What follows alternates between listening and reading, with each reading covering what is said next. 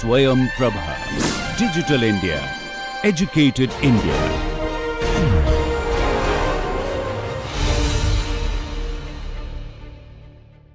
Welcome back, everybody, to Nuclear Magnetic Resonance Problem Solving Session. We've had a explanation about how the machine works, what happens to the protons, and so on inside the machine. Now we're just going to look at some examples, because basically that's what you're going to do in a lab. Look at molecular spectroscopy and figure out a structure based on the spectra. All right. So one of the things that I usually like to do when it comes to NMR is tabulate the data, because even if you miss one of the peaks, it's going to take a lot longer to solve. All right. And we're starting with just 2 peaks, then we'll go to 3 and more.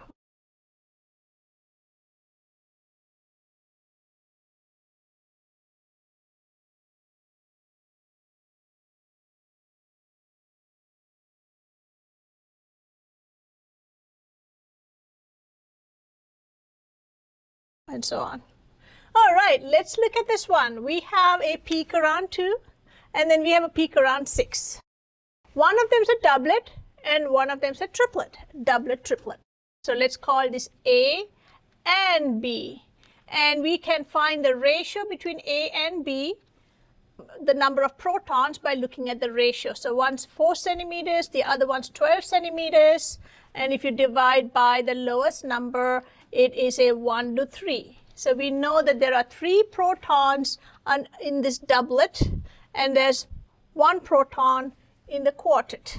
All right, so let's tabulate that data here, A and B. So the first thing is, where is it? One is delta, we're at about 2.1, and this one is about 5.9, close to 6.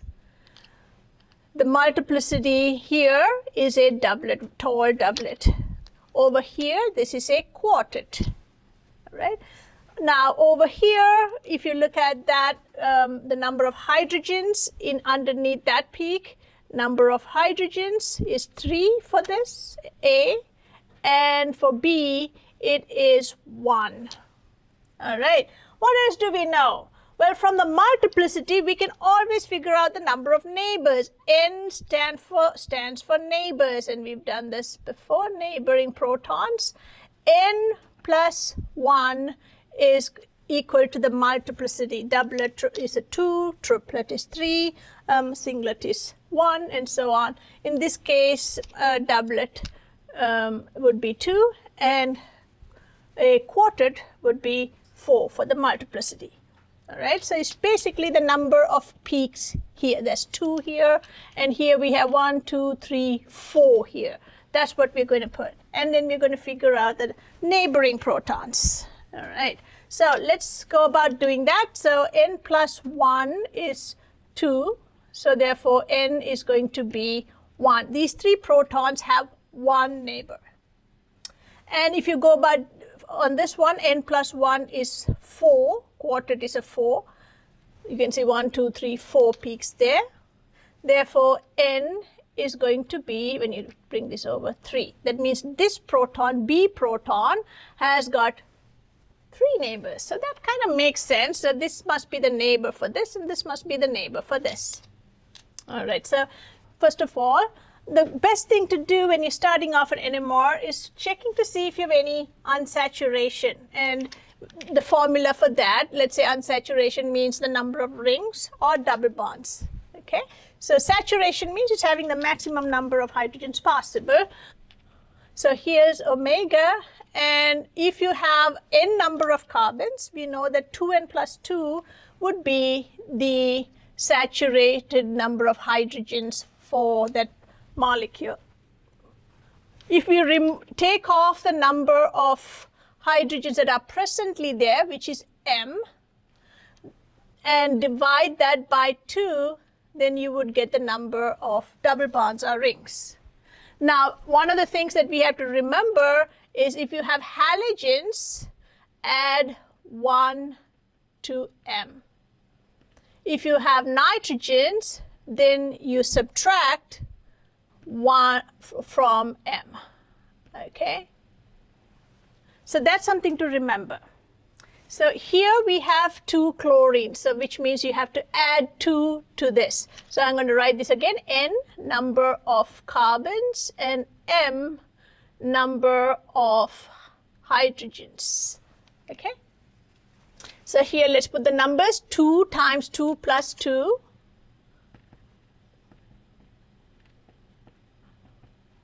Minus, and I'm going to put more parentheses there, M is 4, and you have to add 2 for the chlorine, so that's going to be 4 plus 2. So that's going to be 6 minus 6, and the whole thing divided by 2. And that is 0. That means you don't have any double bonds or rings in your structure. It's just a chain molecule.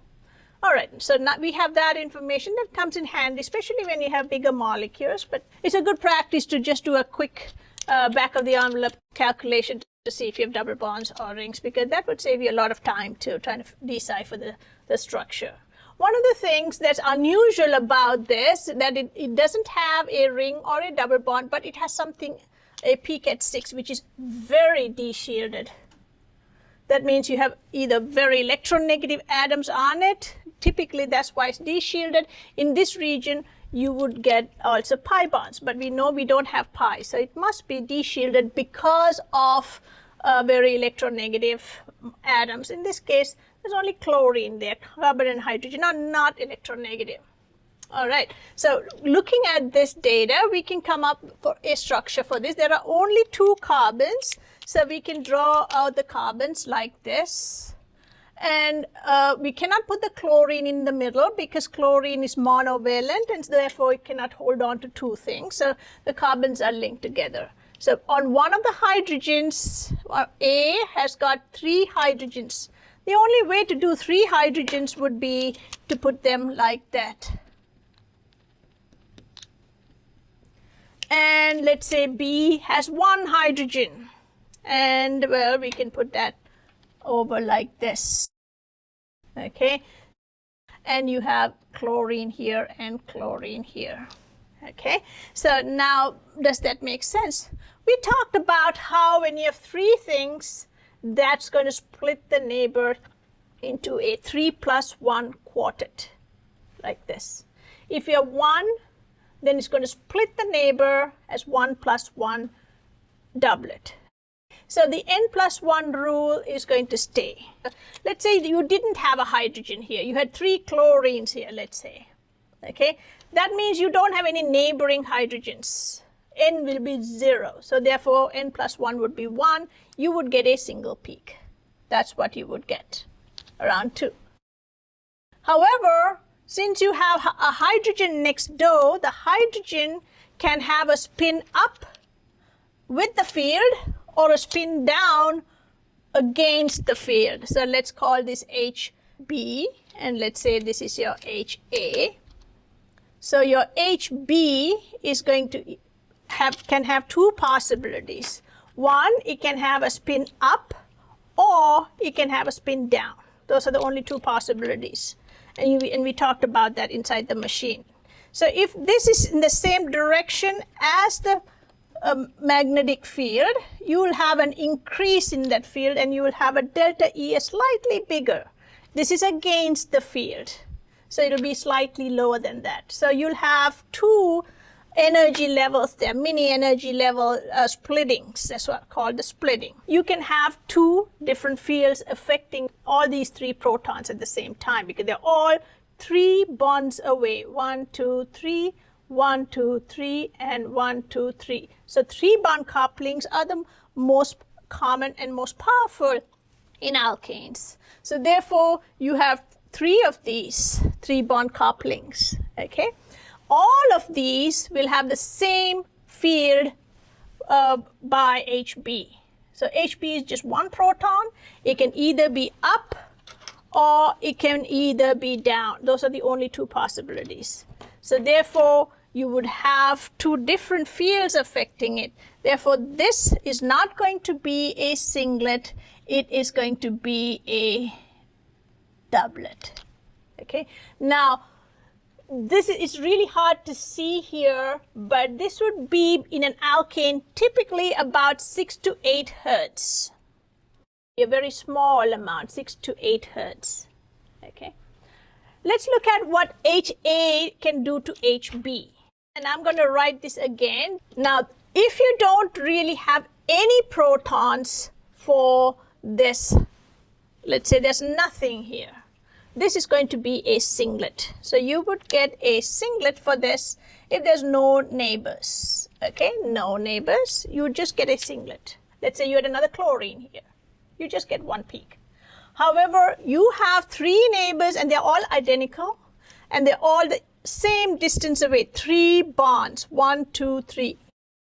So when you have a 3 bond coupling, the fields of this would affect this.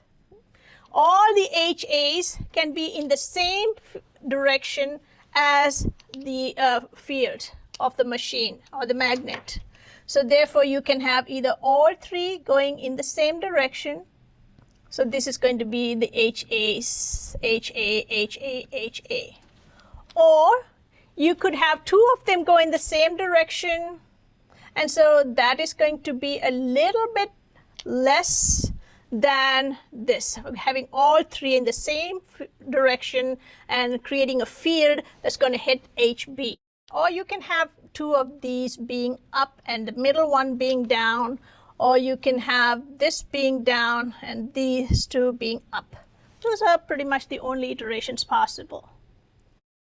So let's say this is HA1, 2, 3, HA1, 2, 3. Now we're just splitting hairs here. Now you could also have 2 of them being down and 1 of them being up. So this is going to be your peak. And since this is going to be a little higher than that, you will get peaks here that are downfield from here. Okay, more de-shielded, bigger delta E here. Let's look at what could happen when you have these in a different conformation. So let's say 2 of them are down and 1 of them could be up. HA1, HA2, HA3. So that means, let's say these 2 are down and this can be up, or these 2 are down and this can be up, or these 2 are down and this could be up. All right, so that's another possibility. So the probability of having this is 1/3 of this. The probability of having this is the same as this. What about if you had, well, all 3 going down? That's another possibility. All 3 going down. And there's only one conformation possible where all 3 are going down. So you can see this is going to be a 1, 2, 3, 2, 3, 2, 3, 1, just probabilities. Okay, which is why you're getting a quartet, which is about 1 to 3 to 3 to 1. All right, so here's your quartet, and I'm just drawing it out like this. And again, you'll have coupling constants here, and the coupling constants are going to be in the order of 6 to 8 hertz. So if you have 1 to 3, you can get a doublet to a quartet. All right. Now, does this really make sense in terms of the delta? So the multiplicity makes sense, number of hydrogens and neighbors makes sense. What about the delta? Well, you have 2 chlorines here. So this is going to be very, very, very electron depleted, because these are going to pull electrons out of that hydrogen. This is like an inductive effect. So the electron shield here is really very low. There's hardly any electrons here because they're getting pulled by these sigma bonds toward the chlorine. So here this is 5.9. It's very de-shielded. Whereas, so this one has got 3 of these hydrogens. It's at least 1, 2, 3 bonds away from chlorine. This is on the exact carbon. So you have a little bit more electron density around this. So this, you can see, relatively it's more shielded. Therefore, it's upfield at 2.1. It's not as exposed to the field as this. All right, these are some halogens. It's nice to do halogens because halogens really don't have any peaks by themselves or broadening or anything like that. So the hydrogens really come out as very nice fine peaks. So let's look at another halogen example. C3H3Cl5. So here we have a ton of chlorines on this molecule. Where are they all going to be seated? So let's tabulate the data here and then look at the delta values, the number of hydrogens, and multiplicity, and N, which is the number of neighbors. And you calculate that from the n+1 rule using the multiplicity. So the delta here for this, the first peak is going to be at 4.5, well, it's about 4.55, let's say. And here, this is about 6.1 for B. Let's look at the multiplicity. This is a triplet, and this is a doublet. So A is a triplet, and B is a doublet. Let's look at the number of hydrogens. And over here, this is about 5, and this is about, taking it from the top line to the bottom line here, that's about 9.9. So this is going to be 5.1 around to A to B. This is the integral. Integral is what the machine draws. Nowadays, it would even give you the numbers. To 9.9. So this is about a 1 to 2, and that would make sense because we only have 3 hydrogens. So the ratio here reflects exactly the number of hydrogens and how it's distributed. All right. So therefore, A has got 1 hydrogen and B has got 2 hydrogens underneath that peak. All right, so then moving on to the number of neighbors, who is, on the other side, n+1 is a triplet, so that is 3. So the number of neighbors for this is going to be 2. Over here, n+1 is a doublet, therefore the number of neighbors is 1. That kind of makes sense because you have 1 hydrogen and 2 hydrogens, so that for these 2 hydrogens would be the neighbor for this, and this hydrogen would be the neighbor for that. Okay. For a triplet, you need to have 2 hydrogens neighbors. For a doublet, you need to have 1 hydrogen neighbor. So we can do, and we have 3 carbons here. So if you have this, and you can, these are the 2 possibilities. And here we will have, let's say, there are 5 chlorines here. 1, 2, 3, 4, 5. That's one possibility. Or how else can we distribute these hydrogens for a doublet and a triplet? What about if this hydrogen were to be here instead of here? Would you get the same thing? And this is going to be like a symmetric structure. H, H, H, and we can put the chlorines on either side here and to fulfill the valence. Okay, so which one do you think is correct? And do you think there are any other possibilities? Well, if you put all the hydrogens on 1 carbon, then you'll just get a singlet. So that's not possible. Well, what I meant by that is, let's say you have a CH3, CCl2, CCl3. This is going to be a singlet. The other possibility is putting a CH2, CCl2, CHCl. That is also going to give you 2 singlets. So in order to have a doublet and a triplet, you got to have something that has 2 neighbors and the other hydrogen having 1 neighbor. Let's say we have over A has 1 hydrogen, that's going to be a triplet. So let's say this is your A, HA, and these 2 are going to be HB. That's the possibility here. Over here, this is your HA, the hydrogen that is going to be in a unique environment. That is, it's going to be a doublet here. It's going to become a doublet here for this hydrogen. It's going to split them, this and this, into doublets. And these two, it's perfectly symmetric, so they're almost like identical environments here, can split this into a triplet. Now, if you had, let's say, a bromine here, an iodine here, or something other than a chlorine, and you didn't have the symmetry, you wouldn't get a triplet. How can you test this out and see whether which one is correct? Well, let's look at A and B, the delta. The delta for this is 4.55 and this is 6.10. 6.10 is a very, very, very high delta. Okay. Over here we saw 5.9 when we had 2 chlorines.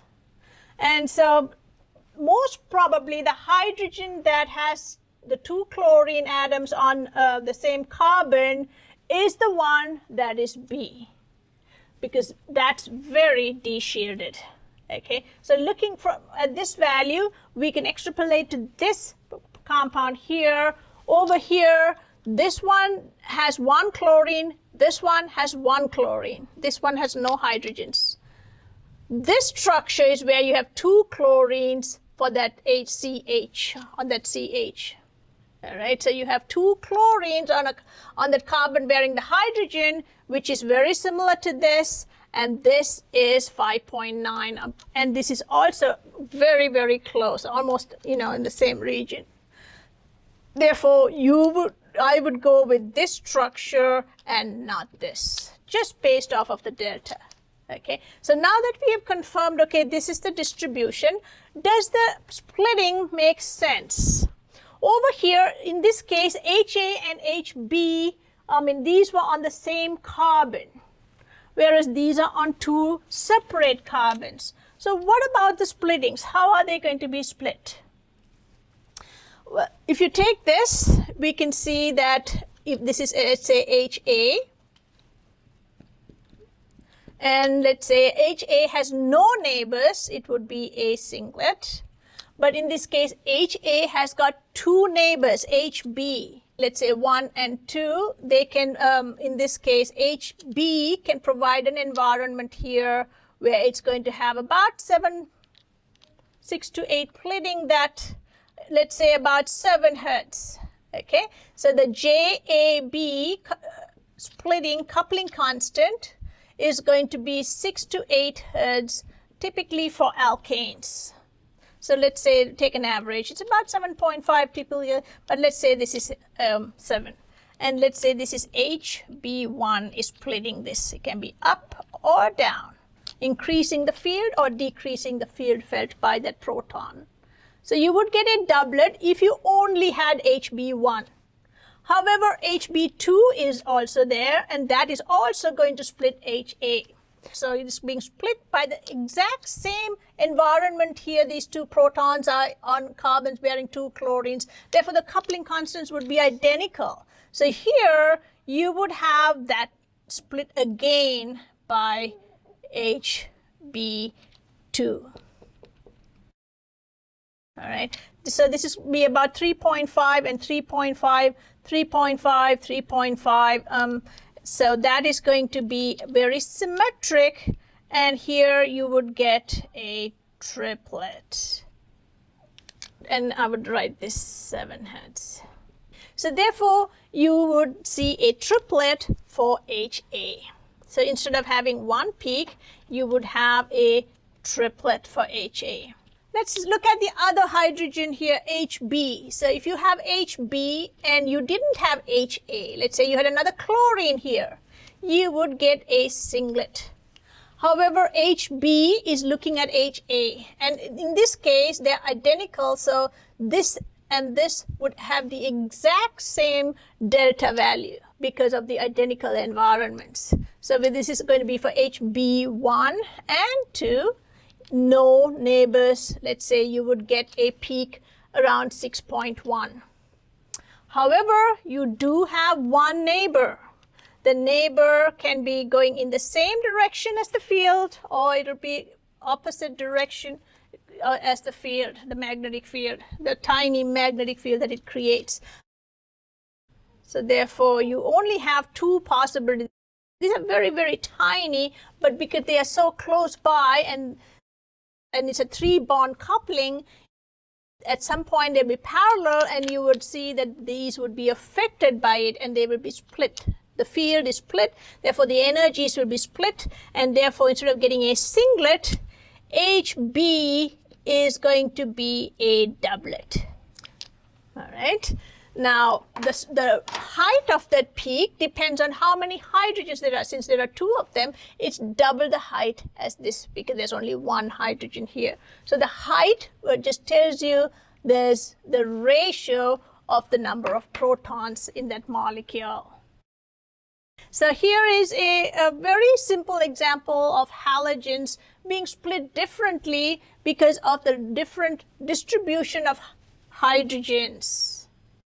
One more thing, let's check out omega here, which is the number of unsaturations. Well, it's kind of water under the bridge, but let's do that. So here 2 times 3 is n plus 2 minus m is 3 plus 5, so that's 8.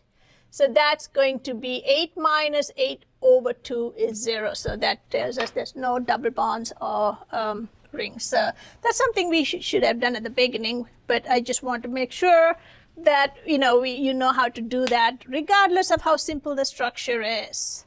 All right, guys, I will see you soon with more examples. So I hope you're practicing on your own. Hit that pause button, get out a notepad and just work on it and just come up with some structure, guys, okay? Because you want to see whether what you did was right or wrong. All right, I'll see you soon and talk to you later. Bye.